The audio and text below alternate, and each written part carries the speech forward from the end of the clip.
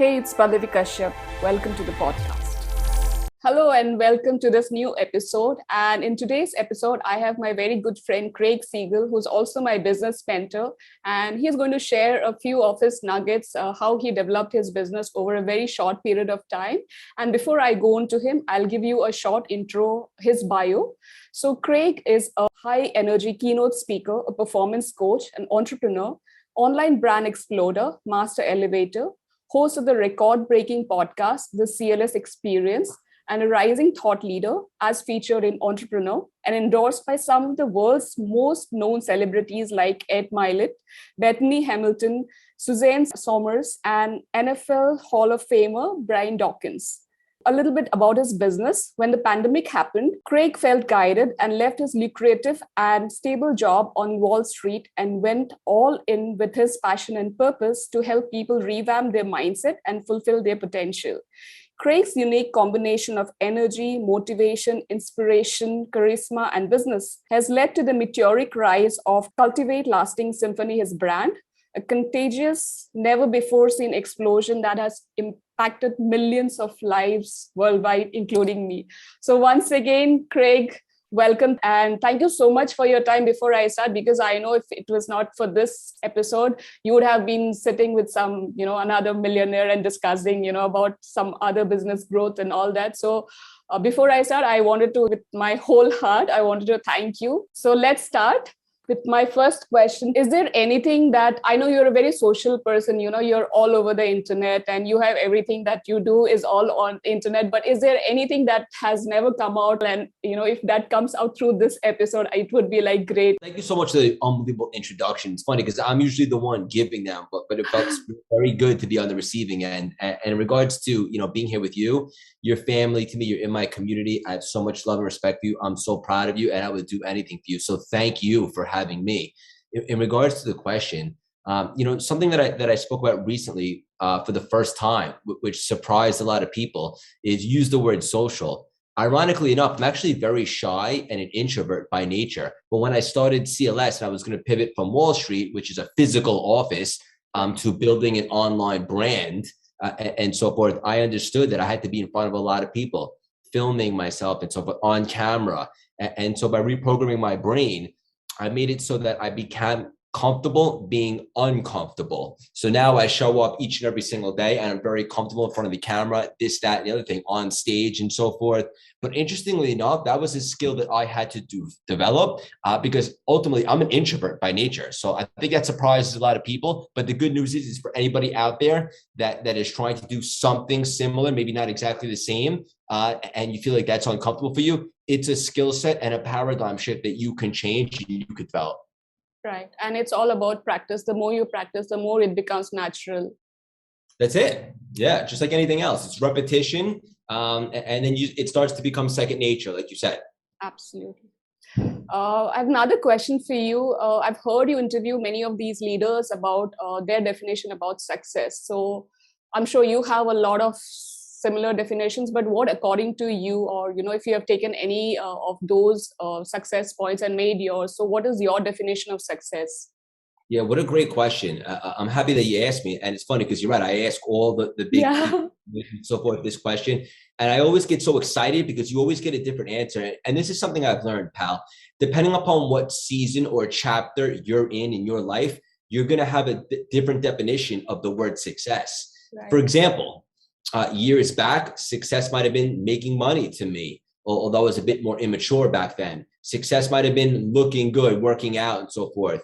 But I'm evolved. I grow each and every single day. For me, right now, at this point in my life, success is measured by how happy I am and how big of an impact I'm making. And because I'm working on both those things each and every single day, and I'm very happy now that I'm stepping inside my vision and living my dream, so to speak, I've never been happier. So in essence, I guess I've never been more successful. Great.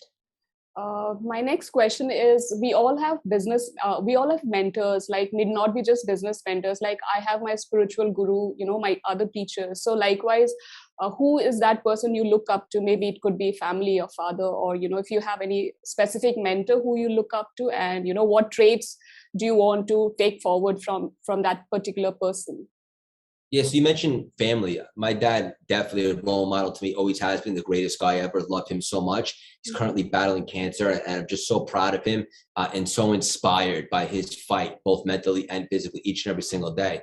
In regards to the online space, like when I stepped into this world, it was very important to me, just like you, to surround myself with the right people, people that have more experience. And it's funny because I used to think I could do everything myself. When I finally realized, no, that's the ego talking, check that and realize that we don't know what we don't know. And so I started to surround myself with big, experienced, successful people. So like Dave Meltzer, for example, we do the paradigm shift every Saturday. I formed a relationship with him. I flew out to California to shake his hand. We became best friends. I look up to him for several reasons. In fact, I just got off the phone with him before this call. One of the reasons being is that he's been doing this a lot longer than I have. I think he's 54 years old. So he has a lot more experience than me. And sometimes just speaking to someone with more experience, they help you get a different perspective so you can prevent some of those dummy taxes by making mistakes. So Dave is somebody that I work with directly. And then I have my indirect mentors too, like Ed Mylett, who I've become friends with and I've interviewed on my podcast and so forth. And just people like online that I watch what they do or I read their books and I'm inspired with what they do. So I have direct mentors and then I have indirect mentors. Right, right. This question I have is I'm also looking forward to this answer because your brand has really exploded over, like, say, not exactly 365 days, but over a year. So I know many other business mentors or many of these guys who've been doing it for years, and they always have a story like, we did it for 3 years, we did it for 5 years, or we did it for X number of years. But yours has been, like the compressed version. So I wanted to know, like, what is it? I know you are very strong in mindset, but along with that, is that the only thing that has helped you scale so exponentially in a compressed period of time, or what else are the ingredients that make up to a brand like CLS? Yeah, what a phenomenal question, pal. And this one, it's a pretty loaded question because there's so many different things.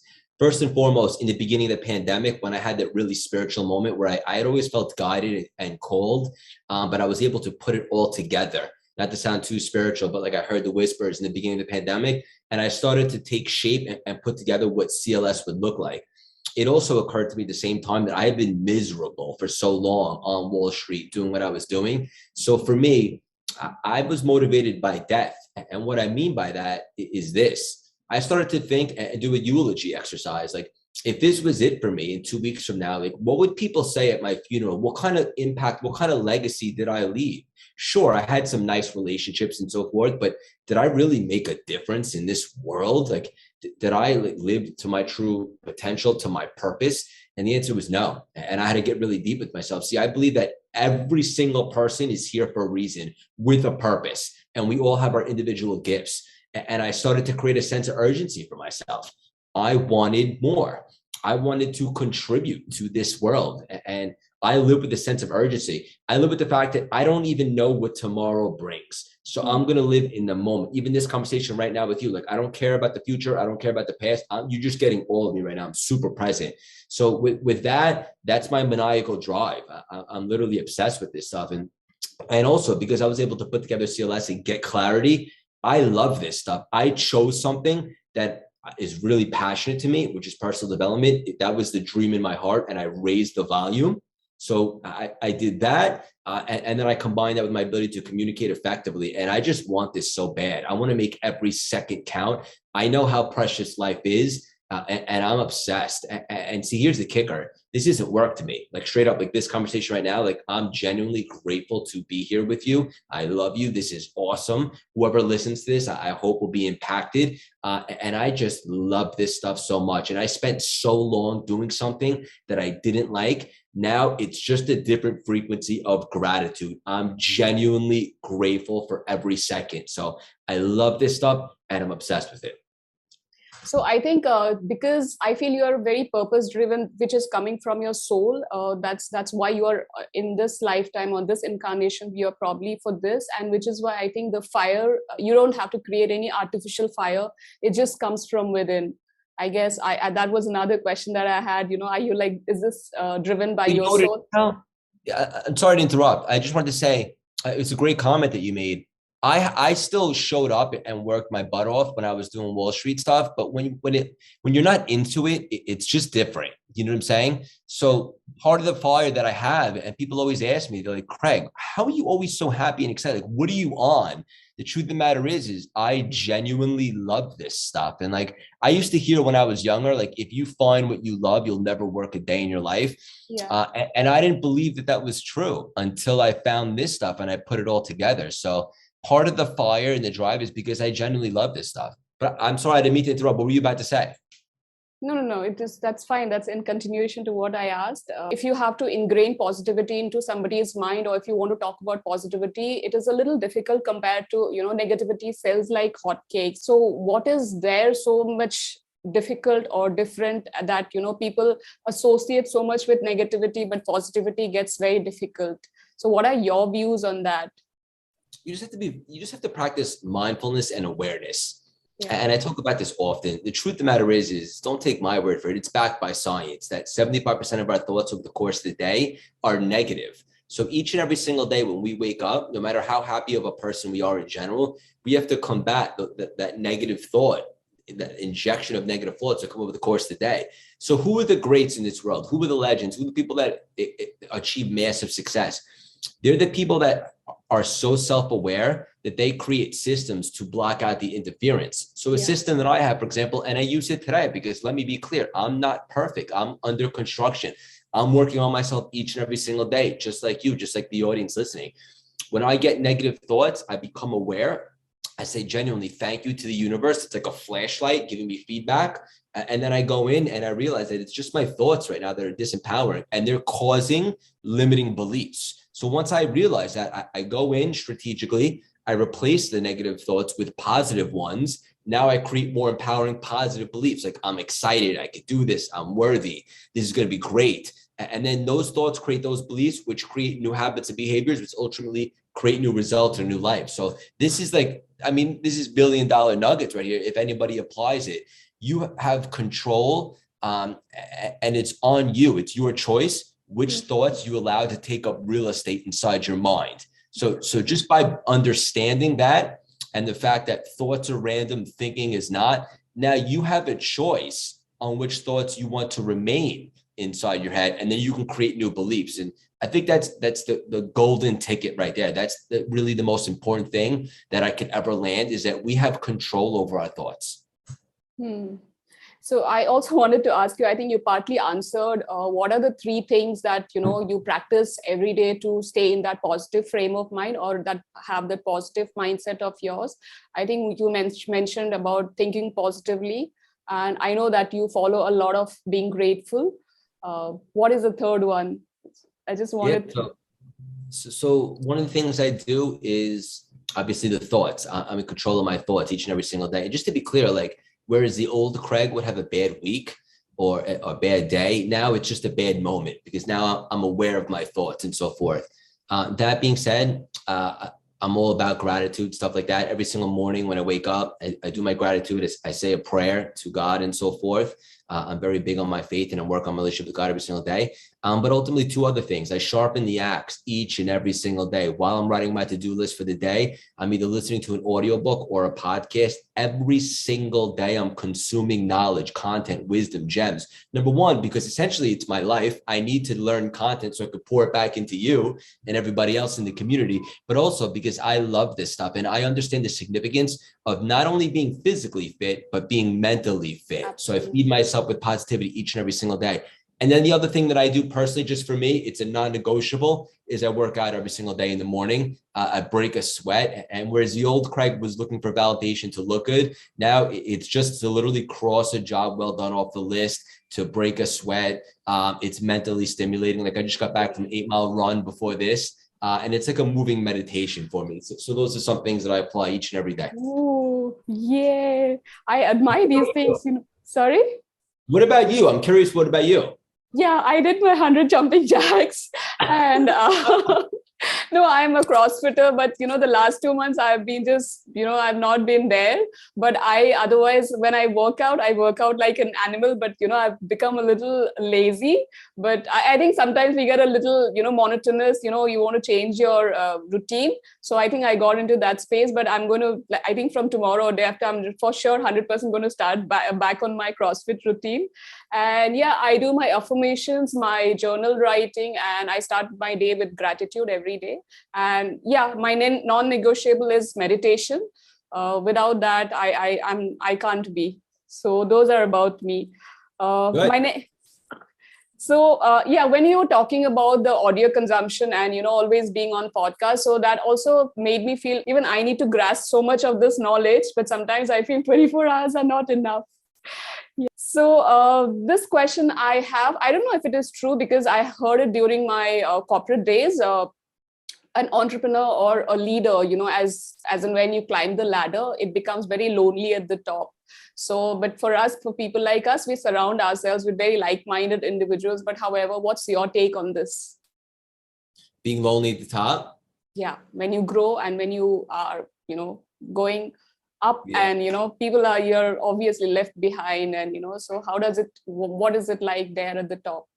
I never been asked that question before, and I really appreciate you challenging me. It's great. For me personally, I have this mentality that I've never arrived. So I'm never satisfied, which I guess could be a gift or a curse. But I'm at the mindset that I'm always growing, I'm always evolving, and I can always become better.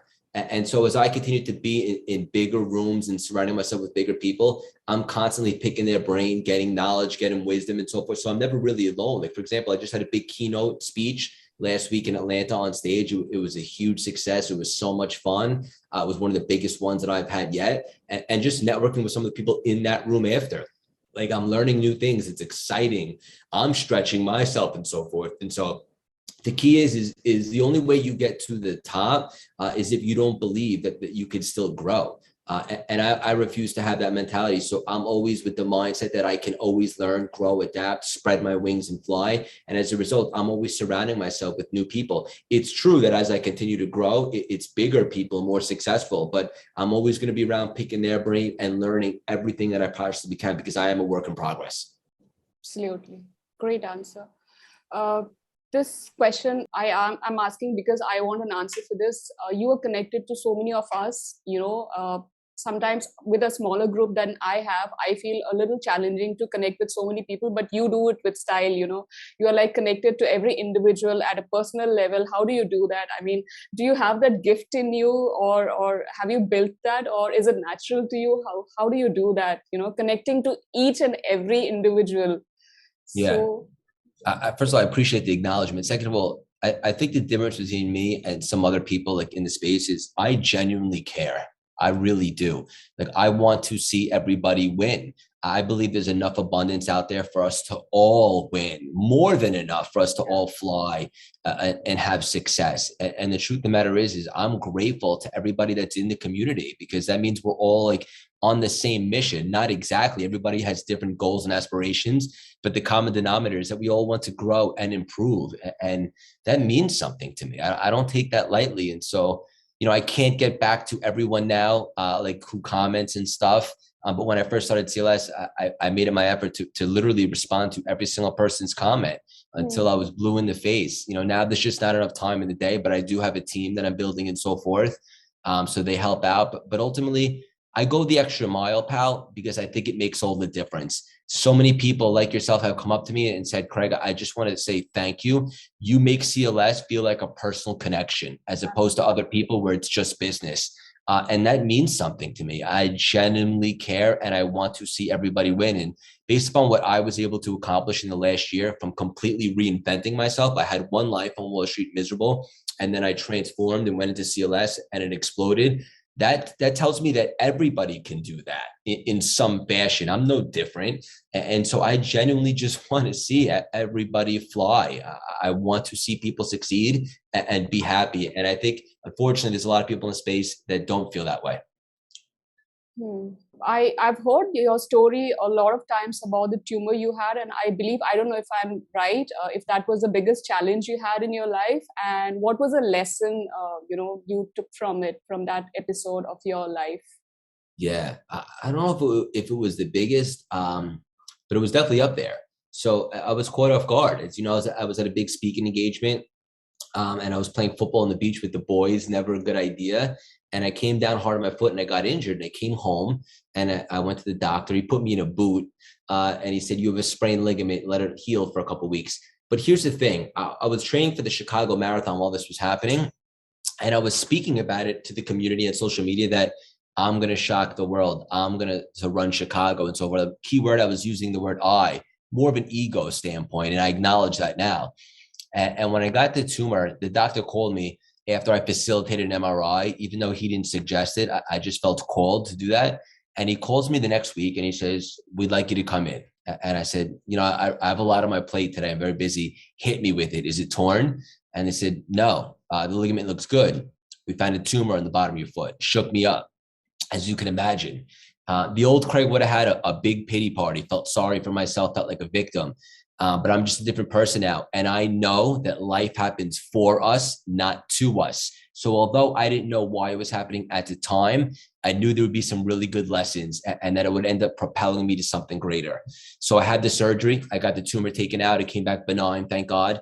I was on crutches, stitches, all that. And all during this time, it gave me an opportunity that I would not have taken otherwise to really start studying the quantum, the law of attraction, all this stuff. The truth of the matter is I'd been skeptical about it for quite some time because it's a little woo-woo and it was beyond my senses.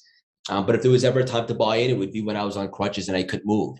And so I started to go down the quantum. I went down the rabbit hole, pal. I mean, like the fact that we are a soul and a spirit having a human experience. We have unlimited potential, the power of intention, the law of attraction, surrender and flow, all this stuff. Just that we vibrate. We're like an energy. All of us are energy. Everything is energy and so forth.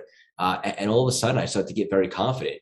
And then I was able to get to the start line of the New York City Marathon, which was only 3 weeks after Chicago with no physical training.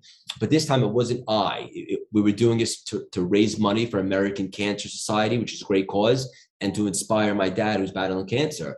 And we ran it the fastest I ever ran in my entire life. And you don't just run 26.2 miles without physical training. Like that was a quantum experience. There's no other way to describe it. I ran fast, and although that story arc completed, the real journey of my life only began. And I learned so many lessons. Number one, the ego. Work within the ego, right? So instead of I'm going to shock the world, no. Now we work within it. Like I respect this task at hand. We're doing it for a bigger reason, for a bigger purpose, and the universe like that. And then also it gave me the opportunity to really study the quantum and understanding energies and attraction and manifestations. For the first time in my life, I'm experiencing real-time manifestations. And I don't know if I would have taken that opportunity if I wasn't on crutches and so forth. So I learned so much, but specifically working within the ego and all that stuff. And it was one of the biggest blessings in disguise of my life, that tumor situation. And again, no coincidence there. That was God saying, let's slow down for a second, young fella. We have a couple lessons to learn. And I'm very grateful for it. And the last thing it taught me is I started to become very open and transparent with the community. I started my show Transparency Hour, and I told everyone about the tumor, and they saw me go through the process. And it really strengthened and developed my connection with the audience. And that was priceless. So being vulnerable and all of that. Yeah, absolutely. Coming back to continuing to this question, since you talked about law of attraction, energy and all of that, since I'm in the energy healing field, I wanted to understand, have you ever tried energy healing? Have you tried on your, on your health, on your tumor prior to that or after that? Or No. Never? No, because I didn't really buy into that stuff until the tumor situation. And with the tumor, I actually had surgery to get it taken out. But now I'd be open to it for sure. I guess I don't have any physically thing to heal at this moment. But if and when I do, I'd love to discuss it with you. Sure. What are the new things coming up in CLS? I know it's a growing brand and there are a lot of surprises that keep dropping in. So anything coming up soon? Yeah, so I'm hiring right now. The company is growing. We're going to be taking on some more employees and so forth. The speaking engagements are starting to come in. So I'm going to be speaking all over the world and so forth. The podcast just got sponsored by Mark Cuban as it continues to grow. The Paradigm Shift, the weekly show that I have with Dave Meltzer, just got greenlit by Apple TV, which is super exciting. The membership is growing. We have 300 people. In a nutshell, just more reach and more impact. I'm in a really good frequency right now. Things are going very well. I feel very blessed. And so the ultimate goal is just more of each lane. But there are definitely some big surprises to come. Stay tuned. Yeah, excited. And my last question is, I know you've already answered, how do you want to be remembered as? Probably somebody who's walked from your heart and soul and left, or help people grow in their lives in whichever way. So in a way, transforming people's lives. That's the legacy you want to leave behind, right? Two things. Number one, I want people to look back and say, wow, that guy really lived. That guy let it all hang out. He made every second count. Like, he respected the creator and really lived. Didn't just exist, lived. And the reason why I say that is because for years back, I was just existing. I wasn't even alive, straight up. I was stuck. And that's my choice. I got to own that. But everything happens for a reason. So I want to make sure that I make every second count and really live. But most importantly, I want to make a gigantic impact where if somebody listens to this conversation between me and you right now, 50 years from now, they're immediately elevated. They feel inspired. So that kind of legacy where we can contribute to this world. Anybody that reads a post, a quote, listens to a podcast, sees an episode, enters my mastermind that's launching next week, or just listens to this conversation. Like I said, anything that they hear makes them feel elevated and that they can do a little bit more and they can become a little bit better. That's what it's all about for me, is to create that ripple effect where everybody has self-belief that they too can achieve anything that they want with no limitations. Yeah, this energy of yours is flowing through all of us. It's contagious, and there's no mistake about what you're doing. I think you're on the right path. And I wanted to ask you, the quotes that you post once in a while, the one-liners, the one sentence, are those yours, original, or? I think half and half. Some of them are mine, and some of them are from mentors or stuff that I really like that I think that would resonate with the audience. All right, nice. I think that was my last question. And for people who want to reach out to you, how do they, I know you're very active on Instagram. Where else can they find you? Yeah, so Instagram at Craig Siegel _CLS. Anywhere you listen to podcasts, the CLS Experience, our website, cultivatelastingsymphony.com, where you can find out how to work with us, whether it be the membership, the mastermind, all that stuff, speaking engagements. And then if you're in the US, you could join our free texting community by texting 917-634-3796. Come say hello. Sure. And so that was all from my end, Craig. And once again, I would like to thank you so much for your time and for the value that you have provided through this podcast. And like you said, maybe 50 years from now, whoever listens to this podcast, time is irrelevant. They will get inspired. And yes, thank you once again so much for your time. If you have anything else to say. For the audience listening, we'll leave them with this. Look yourself in the mirror and say, why not you? Because you can do anything as long as you commit, you decide. The most important sale that you'll ever make is to sell yourself that you are worthy. And that is a Craig Siegel original. Sell yourself that you are worthy and that you do deserve to live the life that you desire. And there's literally nothing that you can't do and no big of an impact that you can make. So believe in yourself. Awesome. Thank you so much once again, Craig. And let's connect again soon sometime. I don't know, for another podcast or maybe for another assignment. We don't know. So let's stay connected. And thank you so much. Bye. How your family? You're not going anywhere. Love you. Yeah. Thank you. Bye. Thank you for listening to this episode. You can subscribe to my podcast from wherever you are listening. Hope you enjoyed and learned something from this episode. And if you did, would love if you take a screenshot of you listening to this podcast and tag me on Instagram. My handle is @Pallavi Kashyap. I will be dropping in the links below in the description. Do check that for more information. Until we meet again, remember to live an energized lifestyle, because that is the way to enjoy life fully.